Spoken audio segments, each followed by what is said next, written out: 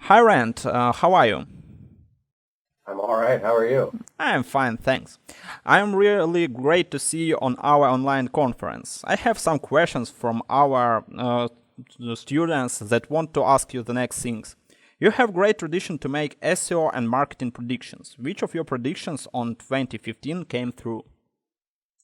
Well, a few of them have so far. I think, let's see. So I had a prediction around Google and Twitter getting back together, and it looks like that is happening, which is pretty interesting. The relationship between them um, hasn't. I don't think it's gotten to its full point yet, but definitely made its way partially there. I think we are continuing to see the trend of Google providing a lot of instant answers in search results, doing more interactive tools. That was one of the other ones. Um, I talked about Facebook potentially indexing some forms of web content, and they have definitely been crawling the web. We haven't yet seen how they're going to be using that, but I suspect with the switch from graph search to just Facebook search, and with some of the publisher content they're putting on there, that one looks like it's going to be true. EU taking regulatory action against Google. That one obviously is coming true. And I think what is another one that is in there? Well, Foursquare Swarm, that hasn't happened yet. Um, yeah, so we'll see. Those ones definitely though. Okay, thank you. MOZ has one of the greatest blogs in SEO world. What tools of content marketing gives you the greatest result? Which of them you plan to develop in future? Yeah. So we do use a number of tools. We really like the folks at Sprout Social for some of our social stuff. We use Buffer for some of our scheduling stuff. We have uh, developed some in-house tools around content. One of the big ones that's been powerful for us is a metric called One Metric. And you can look it up on the MOZ blog, but One Metric basically takes all of the different analytics, things like page views and time on site and engagement rate and unique visitors. It also looks at all the social shares and links and mentions, and combines all of those into a single metric that's best correlated with how a piece of content performs for us overall. And so each week, each month, we can see which pieces of content are working best and which ones aren't via this one metric dashboard. Okay, we've gathered different questions from our students, and how do you think? What question was one of the most popular? Oh, sorry, say that again. What are the best ways of getting links in 2015, and will they still work next year? The question was about links. Yeah. I think links still work in 2015. They're absolutely still important, still powerful. I think they're still going to be important and powerful for at least another few years.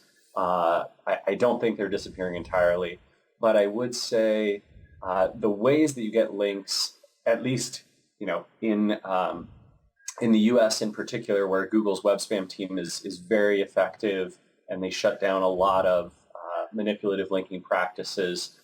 The important thing, for us is to find links that are editorially given.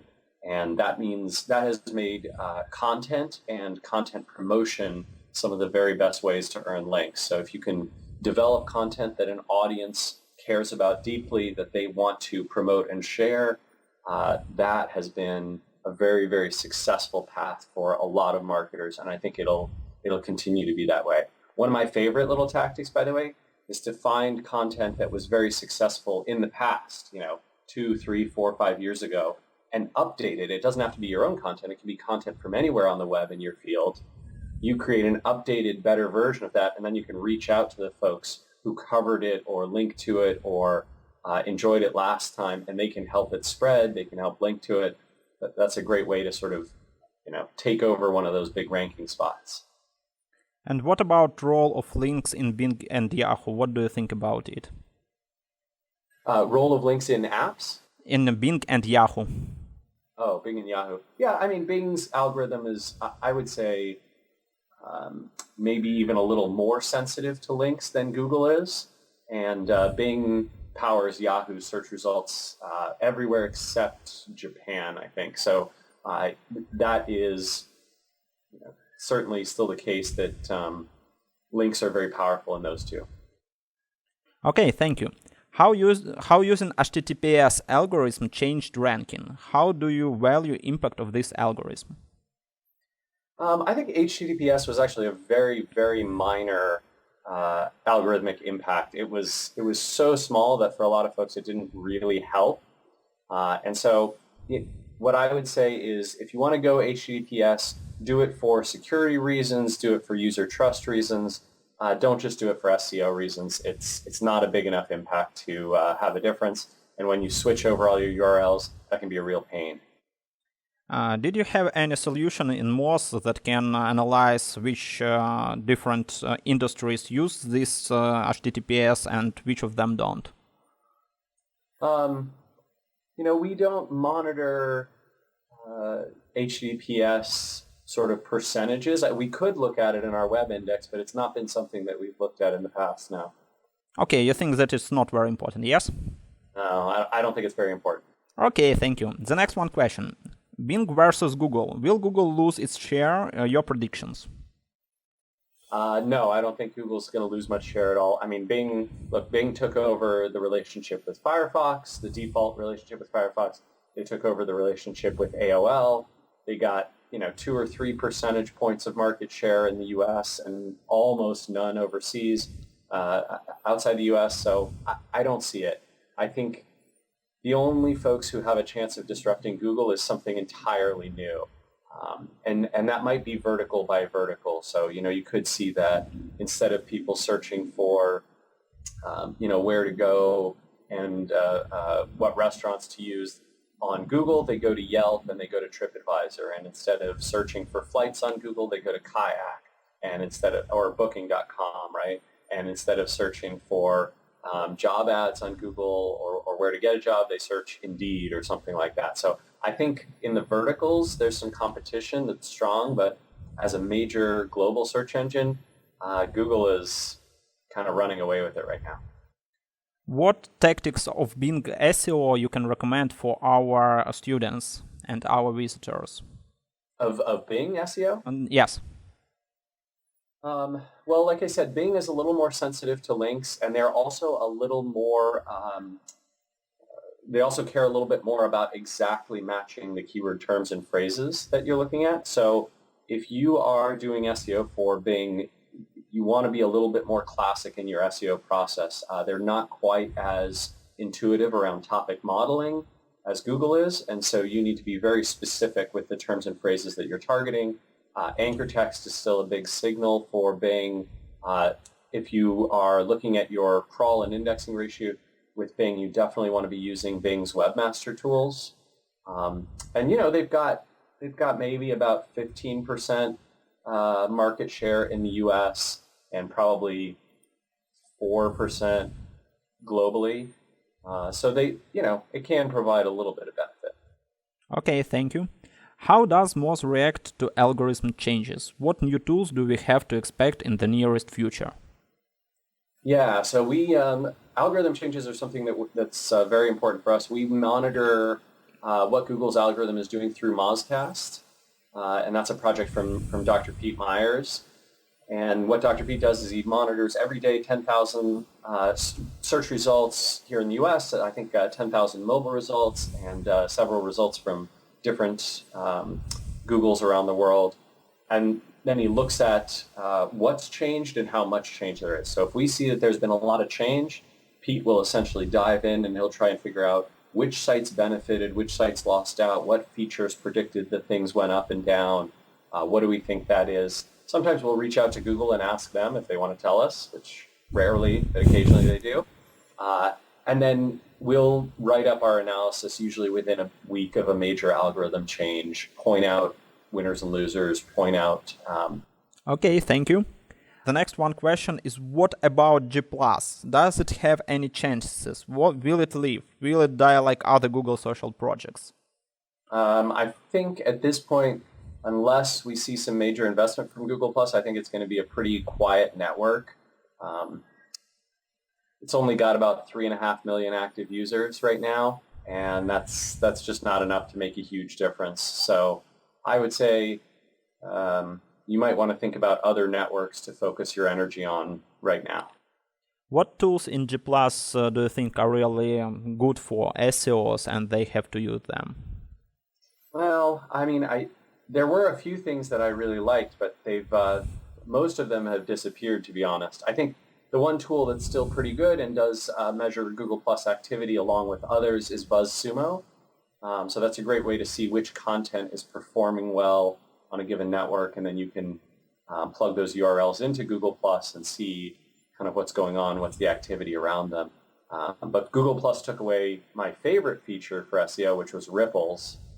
So yeah, it's not as good as it used to be. Okay, thank you. The next question is, what is the best practice to work with multi-regional websites? TLDs, subdomains, and so on. What do you recommend? Yeah, so for websites that are targeting multiple languages and multiple countries, the way that I think about it is this. If you're a very big company and you have a presence and you have a marketing team in each different country, I would have different websites for each country. So, if MOZ were to go internationally, I might have moz.co.uk in the United Kingdom. I might have, moz.de in Germany. I might have moz.in in India, those kinds of things.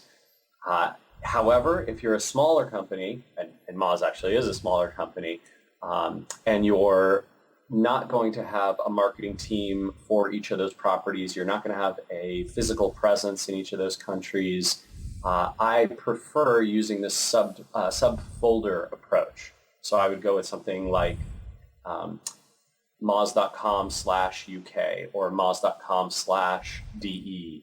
And the reason it's hard to build up separate link equity and a separate sort of marketing effort in each of those countries unless you really have a presence on the ground there. The one thing I'd recommend against is subdomains. I know that Wikipedia does it, and so a lot of people think that that's a good way to go, but I'd recommend strongly against it. I would either go with separate domains or I would go with subfolders. Okay, thank you. What do you think about influence of links from doc, PDF, PPT files, link from PDF documents in Google Drive? How do you think, or do you know, they have any weight for ranking or not? Some of them do, but not all of them. I believe PDFs, Google confirmed that PageRank and link equity does pass through links in PDFs, and you can see that with a lot of research documents. So a PDF is a way to certainly share link equity and to earn link equity. PowerPoint files, it's tough to say. Google appears to be indexing them sort of effectively. A lot of PowerPoint files are uploaded to SlideShare, which does provide links in the document, but those are no followed, so they're probably not passing link equity. For other types of files, my advice would be to test, and if you're uncertain, I would try and go back to HTML, and I would work on that conversion. I think unless there's some really important reason why it needs to be in a different document format, go with HTML or PDF. Okay, thank you. What is the role of brand factors in Google algorithm? When somebody mentions your brand or URL in text, is it so good enough as you get a link?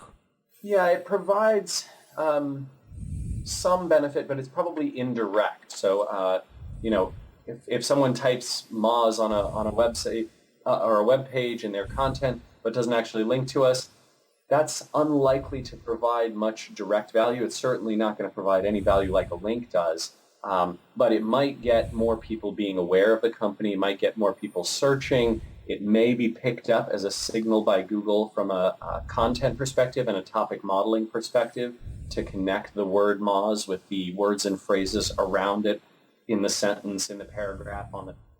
Okay, thank you. One more question. What do you recommend for SEO beginners to be always in trend? Sites, blogs, forums, etc.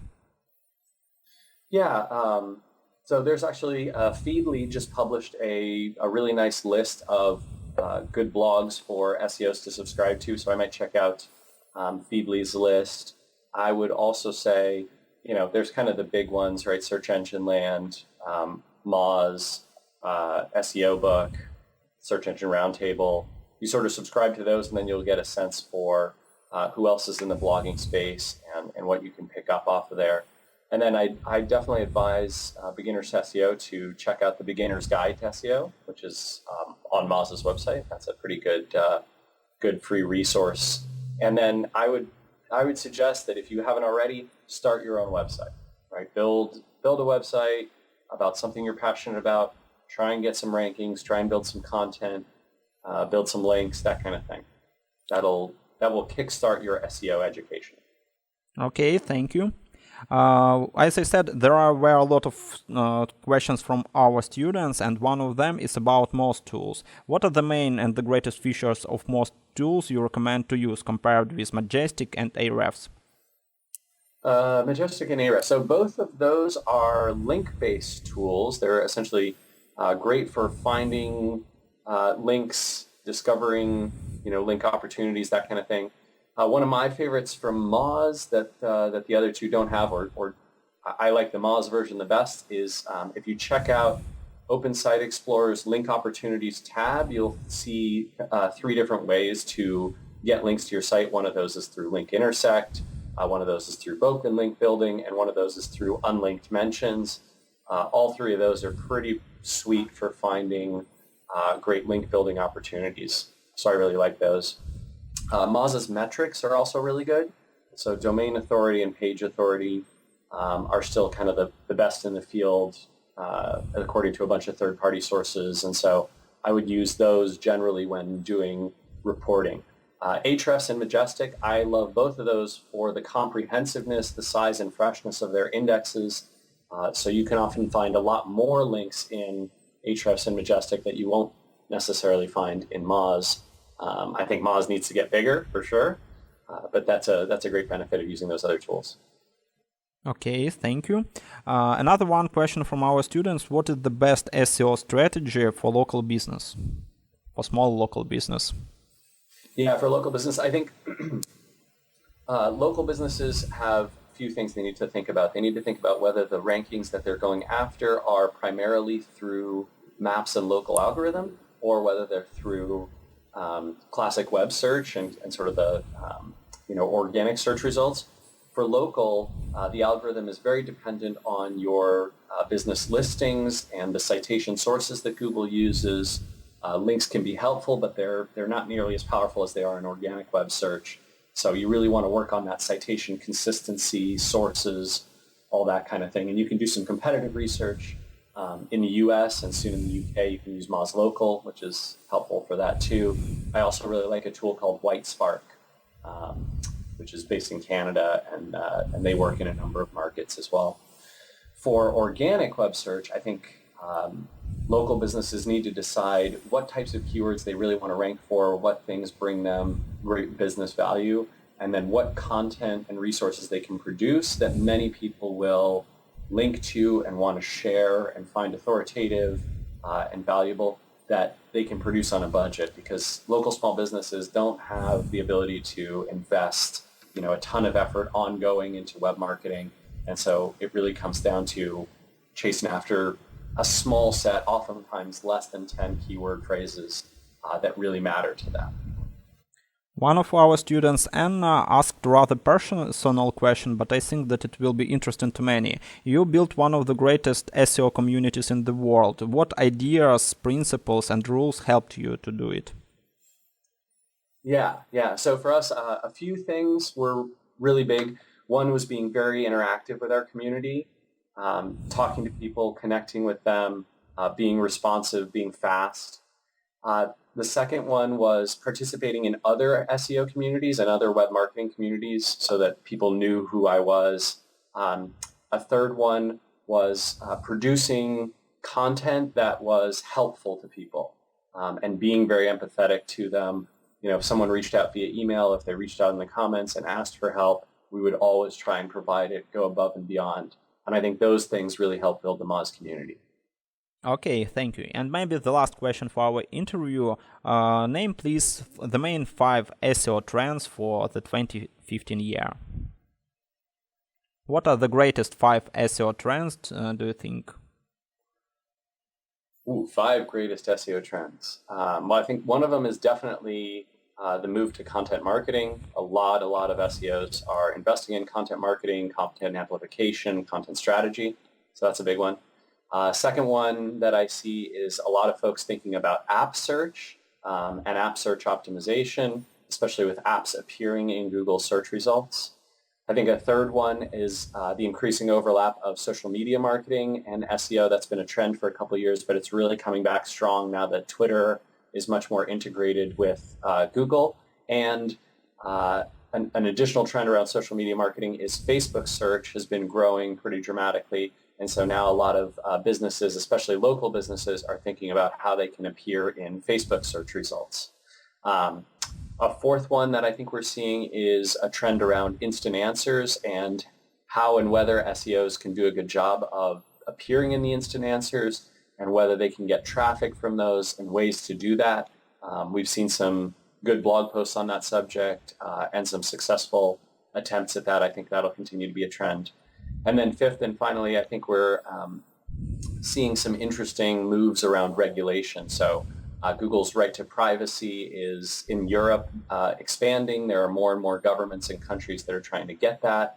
We're also seeing the EU take regulatory action against Google, and they're probably not the only country to do so. Google's obviously had some challenges in China and in other places. So interesting to see how regulation is playing. So those would be my 5. Okay, Ryan, thank you. It was really a great interview. I think that it was really important for our audience. And thank you one more time. My pleasure. Thanks for having me, Anton.